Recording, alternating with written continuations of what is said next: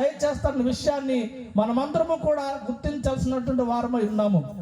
అట్లాగా ఈ యొక్క నయమాను కుష్ఠరోగంతో ఉన్నప్పటికీ కూడా దేవుడే అతని జయాన్ని కలుగు చేయడం అనేది చాలా ఆశ్చర్యకరమైన విషయము. మన జీవితాల్లో మనం పరిశీలన చేసినప్పుడు మనకి ఏదైనా వ్యాధితో ఉన్నా బాధతో ఉంటే టాబ్లెట్లు వేసుకొని పనికి వెళ్ళిన వారు ఉన్నారు, వ్యాపారం చేసిన వారు ఉన్నారు, ఉద్యోగాలకు వెళ్ళిన వారు ఉన్నారు. అదే విధముగా పరిచర్లో సహకరించేటువంటి వారుగా ఉన్నారా, ప్రార్థనకు వచ్చేవారుగా ఉన్నారా అని ఒకసారి మనం ఆలోచన అనేది చేసుకోవాలి. బాగా బలహీనత వస్తే, మంచం మీద లేనటువంటి పరిస్థితి వస్తే, నేను వెళ్ళలేను, నేను దిగలేను అనేటువంటి ఆ పరిస్థితి వస్తే ఆగిపోవచ్చునేమో, కానీ ఒక ఉద్యోగానికి, ఒక పనికి, ఒక వ్యాపారానికి ఇచ్చినటువంటి విలువ దేవుని సన్నిధికి ఇవ్వకపోతే చాలా బాధాకరమైన విషయం అని మనం చేస్తూ ఉన్నాను. మనకు వచ్చేటువంటి తలనొప్పులు కానీ, జ్వరాలు కానీ, జలుబులు కానీ, రకరకాల చిన్న చిన్న వ్యాధుల నిమిత్తము ప్రార్థనను పోగొట్టుకోకూడదు, మందిరానికి రావడం మానకూడదండి. అవి వస్తూ ఉంటే పోతా ఉంటాయి. వాటిని మీద మనసు పెట్టుకొని ఈరోజు నేను ప్రార్థనకు రాలేను, నా వల్ల కాదు అనేది చెప్పకూడదు. మనకు వచ్చినటువంటి వ్యాధులతో పోల్చుకుంటే ఇతనికి ఉన్నటువంటి వ్యాధి కుష్ఠరోగి. ఇది అంటువ్యాధి, ఇది బాగా ప్రబలేటువంటి వ్యాధి, ఒకరి నుంచి ఒకరికి సోకేటువంటి వ్యాధి, చాలా దూరంగా ఉంచాల్సినటువంటి ఈ వ్యక్తి, అలాంటి వ్యక్తి ఎక్కడికి వెళ్ళను సరే యుద్ధంలో జయం చూస్తున్నారు. దానికి దేవుడే విజయం అనేది అందిస్తా ఉన్నాడు. బాహ్యానికి బలహీనంగా ఉండొచ్చు, నువ్వు పరిచర్లో ముందుకెళ్ళు, దేవుడు నీకు సహాయం చేస్తాడు. ఏదైనా రోగంతోనో బాధతోనో విలువలాడిపోతూ ఉండొచ్చు, దేవుని సహాయాన్ని కోరుకో, ఖచ్చితంగా దేవుడు నిన్ను ముందుకు తీసుకెళ్తాడు. బాధను బట్టి, బలహీనతను బట్టి, శరీరంలో వచ్చినటువంటి రోగాన్ని బట్టి కుంగిపోయి కుమిలిపోయి నా వల్ల కాదు, నేను చేయలేను, నీ సేవకు పనికిరాను, నేను పరిచారకుడు ఉండను అని ఇలాంటి నిన్ను నువ్వు తగ్గించుకునే విధంగా, నిన్ను నువ్వు నిందించుకునే విధముగా ఎన్నడూ కూడా నువ్వు మాట్లాడకూడదు. ఈ కుష్ఠరోగి అనేటువంటి వ్యక్తి అయినను సరే రాజుగారు చెప్పినటువంటి ప్రాంతానికి వెళ్తున్నాడు. గుర్రం మీద వెళ్ళి అక్కడ ఉండి అలా నిలబడితే చాలు, చక్కగా జయాన్ని అనుకరిస్తున్నాడు. నీలో బాధ ఉండొచ్చు, వ్యాధి ఉండొచ్చు, నీ యజమానులు చెప్పినట్టు పని కొద్దిగా చేయడానికి మనసు పెట్టు. అంతేగాని నా బాధను, నా వ్యాధిని నా యజమానులు గుర్తించట్లేదు కదా అని చెప్పి చిన్న చూపు చూడొద్దు, మనసును పాడు చేసుకోవద్దు, భక్తిని, ఆత్మీయతను పాడు చేసుకోవద్దు. బాధ, బలహీనత ప్రతి మనిషికి వచ్చింది. వాటిని జయించుకుంటూ ముందుకు సాగేటువంటి అనుభవాలు మనకి అవసరమే ఉన్నాయి ప్రియమైన దేవుని బిడ్డలారా. ఇలాంటి వ్యక్తి కానీ ఇతని గురించి ఏమన్నదంటే బహు పరాక్రమశాలి, యుద్ధ నైపుణ్యం కలిగిన వాడు, మంచి నేర్పరైనటువంటి వ్యక్తి. ఇలాంటి వ్యక్తికి ఈ వ్యాధితో ఉండి కూడా తన యజమానుడు చెప్పిన పని చేయడానికి సిద్ధమైనటువంటి వ్యక్తిగా కనబడుతున్నాడు. కాబట్టి ప్రియమైన దేవుని బిడ్డలారా, మన శరీరంలో అలాంటివి వచ్చినను సరే ముందు సాగేటువంటి అనుభవాన్ని మనం కలిగి ఉన్నాడు. ఇట్లాగా నయమాను వివిధ దేశాల మీదకి వెళ్ళి గుంపులుగా వెళ్ళి అక్కడ ఉన్నటువంటి ప్రజలను ఏం చేశాడంటే బానిసలుగా తీసుకొచ్చాడు. అట్లాగే ఇజ్రాయెల్ ప్రాంతం మీదకి వెళ్ళి బానిసలుగా కొంతమంది తీసుకుని వస్తే తమ ఇళ్లల్లోనూ, రాజుగారి ఇళ్లల్లోనూ పని చేయడానికి పని పిల్లలుగా పెట్టారు. అయితే నయమాను యొక్క భార్య దగ్గర ఒక చిన్నదాన్ని అక్కడ పెట్టడం జరిగింది. నయమాను భార్యకి పరిచర్య చేయడానికి లేదా పని చేయడానికి. నయమాను భార్య చాలా బాధపడుతూ వేదనతో ఇబ్బందితో ఉన్నది. ఏంటమ్మ గారు ఏమైంది అని అడిగితే, నా యొక్క భర్త కుష్ఠరోగి, అనేకమైనటువంటి మందులు వాడినా తగ్గలేదు, చాలా బాధపడుతున్నాను దాని నిమిత్తం అని చెప్పి ఆ చిన్నది చెప్పడం అనేది జరుగుతూ, ఆ యొక్క యజమానురాలకి చెప్పడం అనేది జరుగుతూ వచ్చింది. కాబట్టి ప్రియమైన దేవుని బిడ్డలారా, అక్కడ చిన్నది అని రాయబడినప్పుడు ఆమె చిన్నపిల్ల కాదు, కానీ కొద్దిగా వయసు వచ్చినటువంటి వ్యక్తి, జ్ఞానం వచ్చినటువంటి వ్యక్తి, మంచి నైపుణ్యం కలిగినటువంటి వ్యక్తి, చక్కగా ఏ విషయాలు చెప్పాలో ఏ విషయాలు చెప్పకూడదో ఆమె అలాగా జ్ఞానం కలిగినటువంటి వ్యక్తిగా ఉండి ఆమె ఏమంటుందంటే, నా యొక్క ఏలిన వాడి దగ్గర ఈ యొక్క యజమానుడు ఉన్నట్లయితే ఇతనుకున్న కుష్ఠరోగం పోయింది అని చెప్పి ఒక మంచి సలహా తన యజమానురాలికి చెప్పడం అనేది జరుగుతూ వచ్చింది. ప్రియమైన దేవుని బిడ్డలారా, మనం పనిచేసే స్థలాలలో మన యజమానులు అనేటువంటి వారు అనారోగ్యంతో ఉన్నా, బలహీనతతో ఉన్నా మనం వారికి మంచి సలహాలు ఇస్తున్నామా, వారి బాగోగులు కోరుకుంటున్నామా, వారి గురించి ప్రార్థన చేసే వ్యక్తులుగా ఉన్నామా, లేక డబుల్ మీనింగ్ డైలాగులు మాట్లాడుతూ, వేస్ట్గా మాట్లాడుతూ, వీడికి ఇంతే జరగాలి, ఈమెకి ఇంతే జరగాలి అని నిష్ఠూర పెట్టేటువంటి రకమైనటువంటి మాటలు మాట్లాడుతున్నాం అనేది ఒకసారి ఆలోచన చేసుకోవాలి. మనం చిన్నవారమే కావచ్చు, మనకు పని నియమించబడినటువంటి వారము కాబట్టి మన యజమానులు అనేటువంటి వారికి లోబడి ఉండాలి. వారి బాధలు తెలిసినప్పుడు ఖచ్చితంగా వారి గురించి ఆరా తీసి వారు ఎక్కడ బాగుపడతారు, ఏ విధంగా ప్రార్థన చేయాలో, ఏ విధంగా వాళ్ళకి సలహాలు ఇవ్వాలో ఎలాగని చెప్పి ఆలోచన చేసేటువంటి వ్యక్తులుగా మనము ఉండాలంటే ప్రియమైన దేవుని బిడ్డలారా, ఆ యజమానురాలు వెళ్ళి నయమానికి చెప్పింది. నయమాను వెళ్ళి రాజుగారికి చెప్తారు. రాజుగారు ఒక పెద్ద లెటర్ రాసి కొన్ని కానుకలు పంపిస్తూ ఉంటారు. చూడండి, దేవుని యొక్క వాక్యంలో ఒకసారి మనం చదువుకుందాము. 5వ వచనాన్ని మనం చదివినట్లయితే, సిరియా రాజు ఇశ్రాయేల్ రాజులకు దోచు చేత పత్రిక పంపించదని ఆజ్ఞ ఇచ్చెను గనుక అతడు 20 మణుగుల వెండి, 1,20,000 రూపాయల బంగారము, 10 దుస్తుల బట్టలు తీసుకుని పోయి ఇశ్రాయేల్ రాజులకు పత్రిక అప్పగించును. సరిపోతుంది. ఒక లెటర్ రాసి దానితో పాటు కూడా బహుమతులు అనేవి తీసుకొని వెళ్ళి ఇజ్రాయెల్ రాజు చేతికి అప్పగిస్తాడు. ఇజ్రాయెల్ రాజు ఆ లెటర్ని చదివి, ఆ పత్రికను చదివి, బట్టలు చింపుకొని ఏడుస్తూ, నేనన్నా దేవుణ్ణా, నేనన్నా స్వస్థపరచగలనా, ఆరోగ్యం ఇవ్వగలనా, యుద్ధానికి సిద్ధమవడానికి కాకపోతే ఈ లెటర్ నా దగ్గరికి ఎందుకు పంపించాడని చెప్పి ఇజ్రాయెల్ రాజు బాగా ఏడుస్తూ బాధపడుతూ ఉంటున్నాడు. ప్రియమైన దేవుని బిడ్డలారా, ఒక రాజ్యాన్ని పరిపాలించే రాజు కావచ్చు, అధికారులు కావచ్చు, మంత్రులు కావచ్చు, లేదా ఉన్నతమైన వర్గం కావచ్చు, ఆఫీసర్స్ కావచ్చు, ఎవరైనా కావచ్చు, వారి జీవితంలో ఒక సమస్య వస్తే ఆ సమస్యను పరిష్కారం కూడా వారికి తెలియకపోతే ఒక ప్రవక్త దగ్గరకో, ఒక దైవజనుడి దగ్గరకో, దేవుని దగ్గరకో ఆ సమస్యను తీసుకుని వస్తే అది పరిష్కారం అయింది. నువ్వు రాజ్యాన్ని పరిపాలించే రాజు కావచ్చు, జ్ఞానం ఉండొచ్చు, తెలివితేటలు ఉండొచ్చు, పేరు ప్రఖ్యాతులు ఉండొచ్చు, డబ్బు ఉండొచ్చు, అందం ఉండొచ్చు, హోదా ఉండొచ్చు, అవన్నీ లెక్కలేవు. నీ సమస్యకు పరిష్కారం కావాలంటే నువ్వు దేవుని దగ్గరికి కానీ, దైవజనుడి దగ్గరికి కానీ, ప్రవక్త దగ్గరికి కానీ, యాజకుడి దగ్గరికి కానీ, దేవాలయం దగ్గరికి కానీ నువ్వు రావాల్సిందే. ఆ విషయాలు ఏమీ చెప్పకుండా బట్టలించుకుని ఓపి ఏడుస్తూ నా బాధను ఎవరు తీస్తారని చెప్పి ఇజ్రాయెల్ రాజు ఆ విధంగా చేస్తా ఉన్నాడు. ఇట్లాగా ఆ విషయము ఎలీషా దగ్గరికి చేరింది.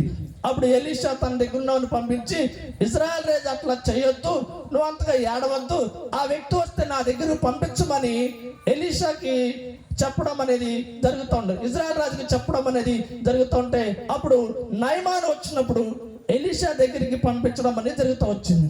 ప్రియమైన దేవుని బిడ్డలారా, ఒక సమస్యను పరిష్కరించడం అంటే అది దేవుని చేత గాని, దైవ సేవకుల చేత గాని, లేదంటే అక్కడున్న ఆత్మ సంబంధ బిడ్డల చేత గాని అది పరిష్కారం అవుతుంది. ఎంత పెద్దవారైనా కావచ్చు, ఎంత ఉన్నతమైన వారు కావచ్చు, ఎలాంటి స్థితులైనా ఉండొచ్చు, కానీ దేవుని దగ్గరికి వచ్చినప్పుడు ఖచ్చితంగా ఆ సమస్యకు పరిష్కారం అనేది లభిస్తూ ఉంటుంది. ఆ విధముగా నయమాను ఎలీషా ఇంటి దగ్గరికి, గుమ్మం దగ్గరికి వచ్చి అలా ఆగుతాడు. అప్పుడు ఎలీషా తన దగ్గర ఉన్న ఒక దాసుని పంపించి యోర్దాను నదిలో 7 సార్లు మునుగురా అని చెప్పినప్పుడు నయమాను కోపగించుకొని వెళ్ళిపోతుంటున్నాడు. తనకు ఒక ఆలోచనతో వచ్చాడు. ఏమిటంటే, దైవజనుడు నా దగ్గరకు వచ్చి నా మీద చేయి వేసి ప్రార్థన చేస్తే, నాకున్న రోగం ఎక్కడైతే ఉందో అక్కడ చేసి ప్రార్థన చేస్తే నాకున్న రోగము తగ్గిపోయింది కదా అని చెప్పి ఆ విధంగా ఆలోచన కలిగి వచ్చాడు. కానీ దైవజనుడు ఏమంటున్నాడంటే, నేను చెప్పింది నువ్వు చేయి, యోర్దాను నదిలోకి వెళ్ళి 7 సార్లు మునుగు అంటా ఉన్నాడు. కొన్నిసార్లు మనుషులు దైవజనుడి దగ్గరికి వచ్చి లేదా దేవుడి దగ్గరికి వచ్చి, నేను ఇది అడుగుతున్నాను ప్రభా, నువ్వు చేయి అంటున్నావు, నాకు ఇది కావాలి ప్రభా, నువ్వు చేయి, నా కోరిక ఇది, నా ఆశ ఇది, నువ్వు చేయని అంటున్నావు. కానీ దేవుడు ఏం చెప్తాడో ఆలోచించే మనసు లేదు, దైవజనులు ఏం చెప్తారో అది చేద్దామని మనసు లేదు. ఒకళ్ళు చెప్పినా కోపడిపోతూ ఉన్నారు, ఒకళ్ళు చెప్పినా బాధపడుతూ ఉన్నారు. నాకేదో మంచి విషయం జరిగిద్దని మీ దగ్గరికి వస్తే మీరేంటండి ఇలా మాట్లాడుతున్నారు, మీరేంటండి ఇలా చెప్తున్నారు అని చెప్తున్నారు. ఏదన్నా ఒక తీరని సమస్య వస్తే మారు మనసు పొందమని చెప్తే, అయ్య బాబాయ్ మారు మనసు పొందడం ఎంత కష్టమండి అంటా ఉన్నారు. దైవజనుడు ఏది చెప్పినా మనకి అది మంచి మేలే, అది ఆరోగ్యకరమైనది, అది శ్రేష్టకరమైనదే, అది ఉపయోగకరమైనదే. కానీ అలాగా వాళ్ళు వినకుండా ఏం చేస్తారంటే బాధపడి కోప్పడి వెనక్కి వెళ్ళిపోతున్నారు. చాలా దూరం ప్రయాణం చేశాడు, రథాలు గుర్రాలతో వచ్చాడు, వెండి బంగారాలతో వచ్చాడు. ఎందుకు వచ్చాడు? రోగాన్ని తగ్గించుకోవడానికి వచ్చి దైవజనుడు చెప్పిన మాటనమంటే కోప్పడి వెళ్ళిపోతూ ఉన్నాడు. ఎవరికి నష్టం? నీ కోపము ఎవరి మీద? కయ్యను కోపము ఎవరి మీద? దేవుని మీదనా? ఏం జరిగింది కయ్యనికి? దేశదిమ్మరే తిరుగుతూ ఉన్నాడు. మనుషుల కోపము దేవుని నీతిని నెరవేర్చదు. కోపపడుడి కానీ పాపము చేయకడి. కోపము సాయంకాలం వరకు కూడా ఉండకూడదంట. నయమాను యొక్క కోపము అతని రోగాన్ని తగ్గించుకోకుండా వెలుపెట్టే స్థితికి వచ్చేసింది. నేటి దినాల్లో కొంతమందిలో పరిశీలన చేస్తున్నప్పుడు ప్రతి దానికి కోపడుతూ ఉంటారు. ప్రతి దానికి కోపడుతున్నారు. ఆ కోపం బట్టి వాళ్ళు చాలా బలహీనమైపోతూ ఉంటారు. నయమాను కోప్పడి అలాగా వెళ్ళిపోతున్నటువంటి సందర్భంలో ఒక దాసుడు వచ్చి, అయ్యగారు, నయమాన్ అయ్యగారు, అంత కోపం ఎందుకండి మీకు? పక్క దేశానికి వెళ్ళి యుద్ధం చేయమంటే వెళ్ళి చేసేస్తారు కదండి. ఏంటి చిన్న పనే కదా, యోర్దాను నదిలో మునగమన్నారు కదండి, అంత కోపం ఎందుకంటే కొద్దిగా ఆలోచించి సర్లే అని చెప్పి దైవజనుడు చెప్పినట్లుగానే వెళ్ళి యోర్దాను నదిలో మునిగినప్పుడు చక్కగా పసిపిల్లవాని యొక్క దేహముగా అతని దేహం మారిపోయింది. ఆ దేహం మారిపోయిన తర్వాత నయమాను ఎలీషా దగ్గరకు వచ్చి తానిచ్చిన కానుకలన్నిటినీ కూడా, తను తెచ్చిన కానుకలన్నింటినీ ఎలీషాకి ఇస్తుంటే ఎలీషా ఏమంటే నాకు వద్దు అంటాడు. నయమాను బతులాడుతూ ఉంటాడు, అయినా ఎలీషా నాకు వద్దు అంటాడు. చూడండి ఆ వాక్యాన్ని ఒకసారి మనం చదువుకుందాం. 16వ వచనాన్ని మనం చదివినట్లయితే, ఎలీషా ఎవరి సన్నిధిని నిలబడి ఉన్నానో ఇశ్రాయేలు దేవుడైన ఆ యెహోవా జీవముతోడు నేనేమీ తీసుకోనని చెప్పాను. నయమాను ఎంత బతిమలాడను, అతడు ఒప్పకపోయిన సరిపోతుందండి. హృదయము సరిలేని కానుక దేవుడు స్వీకరించడానికి ఇష్టపడు. మంచి హృదయంతో, మంచి సమర్పణతో అది ఇవ్వబడితే ఆ కానుక స్వీకరించబడుతున్నది. మనసు పాడు చేసుకొని ఇబ్బంది పడుతూ, బాధపడుతూ, నష్టపడుతూ ఇది ఇవ్వాలనుకుంటే ఇస్తే అది వాడబడదు. నా జీవితంలో జరిగిన చిన్న సందర్భం, ఒక ఆమె కానుక పట్టులో కొంత అమౌంట్ వేసింది. అది తీసి పక్కన పెట్ట వాడదామని 3 నెలలు ప్రయత్నం చేశా, వాడలా. భార్య, భర్త, కుమార్తె వచ్చారు. కుమార్తె పని చేసిందండి, డబ్బులన్నీ ఎక్కడ పెట్టిందో తెలియట్లేదు. ఏమైందనంటే చెప్పట్లేదు. 3 నెలల నుంచి గొడవ పడుతున్నా, అడుగుతున్నావు అంటే ఆమెను అడిగితే ఆమె అంది, ఏం చేసావమ్మా అంటే కానుకలు పెట్టి వేస్తానంది. అది వాడబడలేదమ్మా, అది అక్కడే ఉంది. నువ్వు కానుక ఇచ్చినా, వస్తువులు ఇచ్చినా, వాహనాలు ఇచ్చినా మంచి మనసుతో ఇవ్వకపోతే అవి వాడబడవు. ఒక ఆయన 2 ప్యాంట్లు అడిగాడు, అది ఇచ్చాడు. 1.5 సంవత్సరం వరకు ఆ ప్యాంట్లు వాడబడాల. కారణం ఏంటంటే ఇచ్చినప్పుడు మనసు పాడు చేసుకుని ఇచ్చాడు. నువ్వు ఇచ్చేవి వాడబడుతున్నావు అంటే అది శ్రేష్టమైన మనసుతో ఇచ్చావు. అవి వాడబడట్లేదు అంటే నీ మనసును పాడు చేసుకుని ఇచ్చావు. దేవునికి ఇచ్చేది చిన్నదైనా పెద్దదైనా మంచి మనసుతో ఇస్తే అది వాడబడిద్ది, అది ఉపయోగకరంగా మార్చబడుతూ ఉంటుంది. ఎలీషా దగ్గరికి వచ్చి బతిలాడుతున్నాడు, అయ్యా తీసుకోండి కానుకలన్నీ తీసుకోండి, నాకు వద్దు అంటా ఉన్నారు. భక్తి తెలియని వారు, మారు మనసు అనుభవం లేని వారైతే వచ్చిన కానుకలు రండి, దేవుడు నిన్ను దీవించును గాక, దేవుడు నిన్ను ఆశీర్వదించును గాక అని చెప్పి ప్రార్థన చేస్తూ ఉంటారు. ఎవరో కొంతమందిలో ఒకరు అలాంటి వారిగా కనబడుతూ ఉంటారు. అతడు ఎక్కడి నుంచి సంపాదించాడు, అతని శాలరీ ఎంత, అతడు ఎలా తీసుకొస్తాడు, అతని కుటుంబ ఖర్చులన్నీ ఏమీ ఆలోచించరు. దేవుని దీవించునుగాక అని చెప్పి అవి తీసుకుంటూ ఉంటారు. కానీ ఎలీషా మాత్రము తీసుకోవడం లేదు. నీవిచ్చిన కానుకలు నాకు అస్సలు వద్దు. కొన్నిసార్లు బద్దలాడితే ఎవరైనా టెంప్ట్ అయిపోతారు, తీసుకుందని మనసు వస్తుంది. కానీ ఎలీషాకు మాత్రం అలాంటి మనసు ఏమీ కూడా లేదు. సరే అని చెప్పి వెళ్ళిపోతున్నాడు. ఎలీషా దగ్గర గెహజీ అనేటువంటి వ్యక్తి ఉన్నాడు. ఈ వ్యక్తి ఒక ఆలోచన కలిగి, దైవజనుడు ఎలీషాకి మనసు లేదు, నాకు వాటి మీద మనసు ఉందని చెప్పి వాటిని తీసుకోవడానికి వెళ్ళిపోతున్న నయమాన్ రథం వెనకాల పరిగెడుతూ ఉంటాడు. గెహజీ అసమానమైన వ్యక్తి, మంచి వైరాగ్యం కలిగిన వ్యక్తి, భక్తిని నేర్చుకున్న ఆశతో ఎలీషా వెనకాల వచ్చినటువంటి వ్యక్తి. ఎలీషా ఏ విధంగా అయితే సమర్పణ కలిగి జీవించాడో అలాంటి సమర్పణ కలిగి జీవించినటువంటి వ్యక్తి గెహజీ. మంచి భయభక్తులు కలిగి ప్రవక్తల్లో, శిష్యుల్లో ఒకటిగా ఎంచబడి ఎలీషాకు కుడిపతుగా ఉంటూ అనేక పనులను కూడా చక్కగా తీర్చుకుంటూ వస్తున్నటువంటి వ్యక్తి గెహజీ. అలాంటి గెహజీ యొక్క జీవితంలో అక్కడ ఉన్నటువంటి పరిచయలో అతనికి ఆర్థిక పరిస్థితులు వచ్చి ఉన్నాయి. వాటి విషయంలో ఎప్పుడూ కూడా దైవజనుడి దగ్గర చెప్పలా. తన మనసు ఆ ధనం మీదకి వెళ్ళిపోయింది, తన ఆలోచన వస్త్రాల మీదకి వెళ్ళిపోయింది. వెళ్ళిపోతున్న నయమాన్ రథం వెనకాల పరిగెత్తట్లుగా చేసింది. నువ్వు పరిచయలో పరిచారికుడు ఉండినప్పుడు నీకు కలిగిన ఆర్థిక పరిస్థితులు ఏదైనా సరే నువ్వు దేవునికి చెప్పుకో, లేదా దైవజనుడికి చెప్పు, కన్న తండ్రిలా నిన్ను ఆదరిస్తాడు.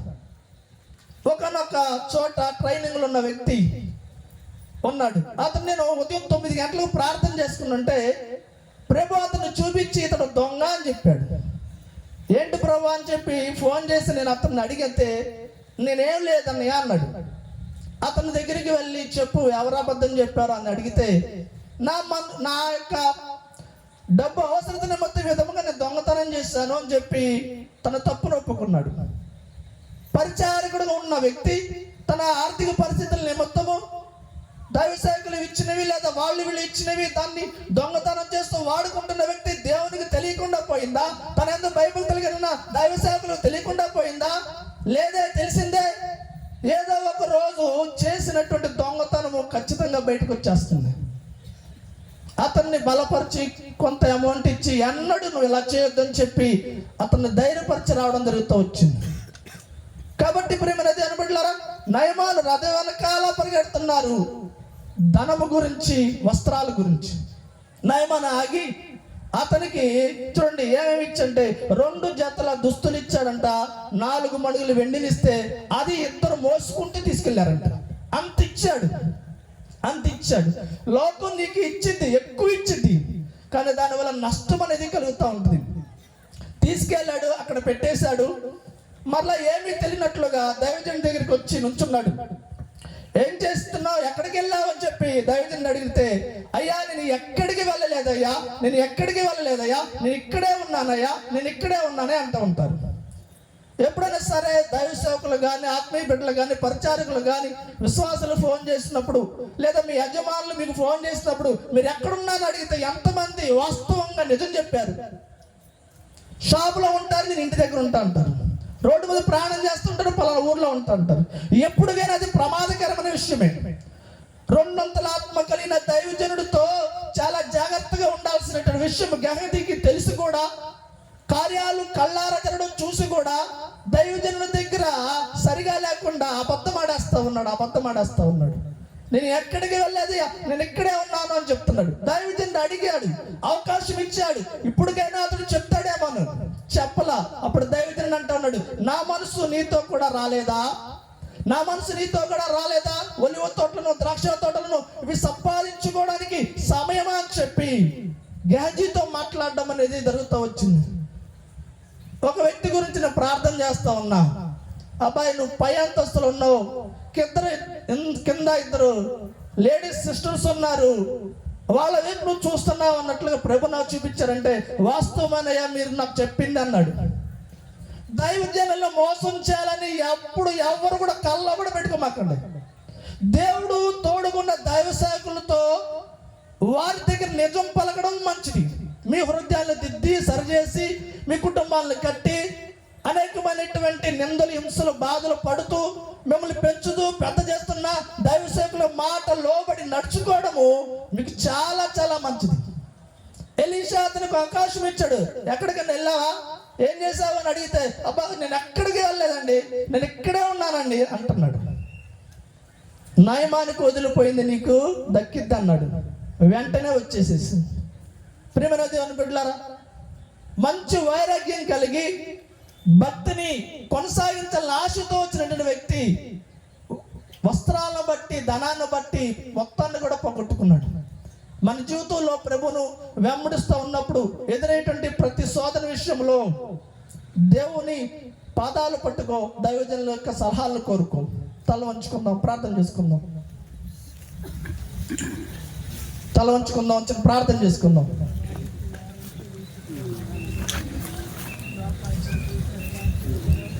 ప్రేమ కనికరం గల తండ్రి, పరలోకమందున్న దేవా, ఆశ్చర్యకరుడా, నమ్మదగిన దేవా, యేసయ్యా మీకు వందనాలు. రక్షకుడా మీకు వేలాస్తుతులు, స్తోత్రాలు తెలియజేసుకుంటూ ఉన్నాం ప్రభా. ఈ యొక్క రాత్రికాల సమయంలో ప్రభా నయమాన్ విషయం గురించి, గెహజీ విషయం గురించి, ఇజ్రాయెల్ రాజు సిరియా రాజు గురించి, చిన్నది గురించి ప్రభా మీరు వాక్యం నుంచి మాట్లాడినారు. మేము ఎక్కడ ఉండాలి, ఎలా మాట్లాడాలి, ఏ విషయాలు ఇవ్వాలి, ఇవ్వకూడదు, దైవజనుల దగ్గర ఎలా ఉండాలి అనే విషయాల ద్వారా మీరు మాతో మాట్లాడినందుకు వేలాది స్తుతులు స్తోత్రాలు తెలియజేసుకుంటున్నాం ప్రభా. కూడి వచ్చిన బిడ్డలందరినీ కృపలో నింపి నడిపించి బలపరచమని యేసుక్రీస్తు పరిశుద్ధ నామములో అడిగి వేడుకుంటున్నాను మా తండ్రి, ఆమేన్.